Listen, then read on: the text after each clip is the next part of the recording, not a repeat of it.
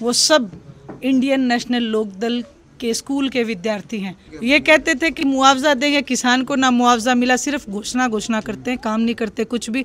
एक में जैसे कि आदमपुर चुनाव बिल्कुल गर्म जोश में आ चुका है, ऐसे में सुनैना चौटाला जी आईएलडी पार्टी से प्रचार करने के लिए यहाँ पे बगला गांव में पहुंची है, तो इनसे कुछ सवाल जवाब करते हैं। नमस्कार जी। राम राम। तो जैसे कि आईएलडी पार्टी इस बार पिछली बार से कुछ ज़्यादा गर्मजोशी में नजर आ रही है, तो क्या कारण है इसका, क्या वजह है? देखिए, इंडियन नेशनल लोकदल का कार्यकर्ता हर वक्त अपने इलेक्शन को, चाहे वो कोई भी इलेक्शन हो, बखूबी अपनी भूमिका निभाते हैं। और इस बार भी इंडियन नेशनल लोकदल का एक कार्यकर्ता अपने जोश में है। और जोश ना भी हो तो भी आप एक हमारे इंडियन नेशनल लोकदल का कार्यकर्ता हो, बाकी सारी पार्टियों को चाहे 10-10 बैठा दो, जीतेगा इंडियन नेशनल लोकदल का कार्यकर्ता। तो जैसे कि कांग्रेस पार्टी से जयप्रकाश जी आईएलडी पार्टी पे बारे में कहते हैं कि ये बीजेपी की बी पार्टी है, तो इसके बारे में क्या कहेंगे? देखिए, वो स्वयं इस बात को साबित कर चुके हैं, प्रत्यक्ष को प्रमाण की जरूरत नहीं। एलनाबाद का इलेक्शन इस बात का गवाह है कि बी पार्टी कौन है। भूपेंद्र सिंह जी हुड्डा ने मंच से कहा था कांडा मेरा मित्र है, और एलनाबाद के इलेक्शन में कांग्रेस के नुमाइंदे की जमानत जब्त होना इस बात को साबित करती है कि बी पार्टी बनके कांग्रेस यहाँ पे काम करती है। इंडियन नेशनल लोकदल ने किसान आंदोलन में इस्तीफा दिया अभय सिंह जी चौटाला ने, वो बी पार्टी कैसे हो सकती है? सबसे पहला सवाल मैं उन्हीं से करना चाहती हूँ। ये 32 एमएलए जो आज इन्होंने गांव-गांव में लगा रखे हैं, ये 32 एमएलए उस समय कहाँ थे जब किसान आंदोलन रथ था?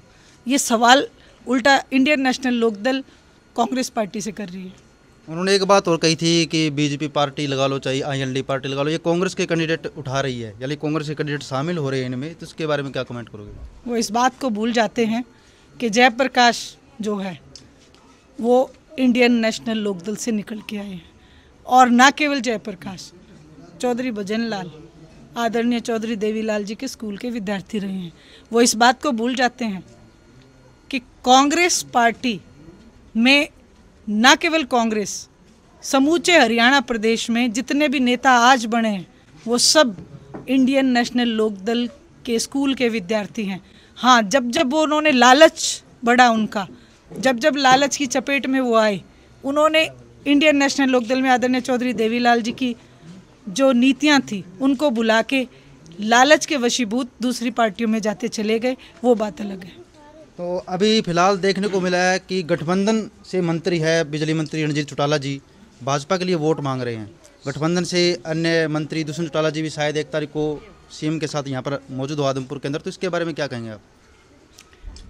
इस सवाल का जवाब तो वो बेहतर दे पाएंगे कि जो लोग ये दम भरते हैं आदरणीय चौधरी देवीलाल जी के आदर्शों पे चलने का, जहाँ आदरणीय रंजीत सिंह जी भी ये दम भरते हैं, और जो आपने पार्टी का नाम लिया दुष्यंत चौटाला, वो भी ये दम भरते हैं। लेकिन आज मैं ये पूछना चाहती हूँ कि जिसने चौधरी भजन लाल जी ने, जिन्होंने धोखा किया आदरणीय चौधरी देवीलाल जी के साथ, आज वो किस बिना पे या किस लालच में और इस पार्टी के लिए वोट की अपील करना चाहते हैं, उनके पोते के लिए वोट की अपील करना चाहते हैं? सबसे पहले तो मैं इस बात के लिए ही उनसे आग्रह करूंगी, विनती करूंगी कि आदरणीय चौधरी देवीलाल जी की नीतियों को बरकरार रखें, उनके नाम को बचाएं, ना कि उनके नाम को कुलदीप बिश्नोई की तरह, जैसे कि उन्होंने अपने पिता भजन लाल जी को जाके बेच दिया भारतीय जनता पार्टी में, ऐसा काम ना करें। तो एक और सवाल है मैम, जैसे कि बीजेपी पार्टी हो चाहे कांग्रेस पार्टी हो, राष्ट्रीय पार्टी, क्षेत्रीय पार्टी आईएलडी को अपना प्रतिनिधि नहीं मानती है, यानी अपना विरोधी नहीं मानती है, विरोधी तो मानती है लेकिन जो कंपटीशन में नहीं मानती है, इसके बारे में क्या कहेंगे? इसके बारे में पार्टियों को कहने की ज़रूरत नहीं, इसके बारे में क्षेत्र की जनता डिसाइड करती है। क्षेत्र की जनता का मन है कि वो अपने क्षेत्र के, अपने पास के गांव के एक किसान पुत्र को, एक जो मैं कहूँगी सामाजिक व्यक्तित्व को वोट देके 3 तारीख को ये साबित कर देगी कि कौन पिक्चर में है और कौन पिक्चर से बाहर है। तो अभी कुलदीप बिश्नोई जी कह रहे हैं कि अभी हमारी सरकार चल रही है और 2 साल हमारा सरकार में हाथ रहेगा, तो हम जो है सरकार के सारे कार्य करवाएंगे, और 530 करोड़ तो वो लेकर भी आ चुके हैं, ऐसा कह रहे हैं, तो इसके बारे में क्या कहेंगे?